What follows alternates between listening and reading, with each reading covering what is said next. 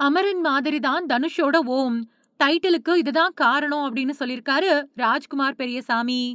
தனுஷ வச்சு ராஜ்குமார் பெரியசாமி இயக்கியிருக்கக்கூடிய படத்துக்கு ஓம் அப்படின்னு பெயரிடப்பட்டிருக்கு. படத்தோட டைட்டிலோட கிளிம்ஸ் வீடியோவும் வெளியாகி நல்ல வரவேற்பு பெற்றிருக்கு.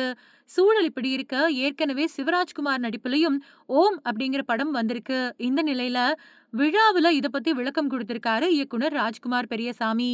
தனுஷ் நடிப்புல கடைசியா வெளியான 5 படங்கள்ல இட்லி கடை தவிர்த்து வேற எந்த படமும் சரியா போகல. பெரிய நம்பிக்கையோட விக்னேஷ் ராஜா இயக்கத்துல கர படத்துல நடிச்சாரு. ஆனா அது சரியா ஒர்க் அவுட் ஆகல. அடுத்ததா அமரன் இயக்குனர் ராஜ்குமார் பெரியசாமி இயக்கத்துல நடிக்க கமிட் ஆனாரு. அதுல அவர் கூட மம்முட்டி, சாய் பல்லவி மாதிரியானவங்க நடிச்சிருக்காங்க. சாய் அபயங்கர் இசையமைச்சிருக்காரு. படத்துக்கு ஓம் அப்படின்னு பெயர் வைக்கப்பட்டிருக்கு. படத்தோட டைட்டில் கூட கிளிம்ஸ் வீடியோவும் வெளியிடப்பட்டுச்சு.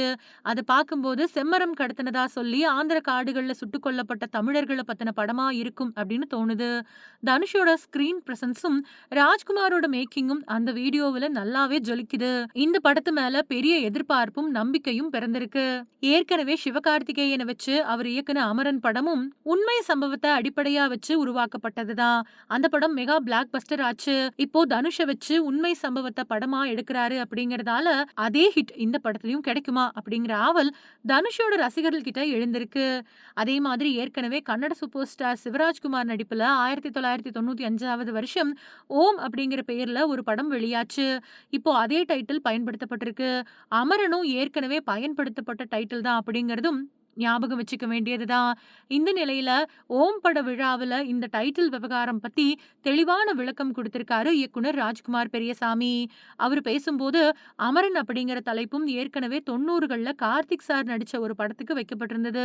அது மட்டும் இல்லாம தனுஷ் நடிச்ச பல படங்களுக்கு ஏற்கனவே பயன்படுத்தப்பட்ட படங்களோட பெயர்கள் பயன்படுத்தப்பட்டிருக்கு. இப்போ பல இயக்குனர்களும் அதத்தான் செய்யறாங்க.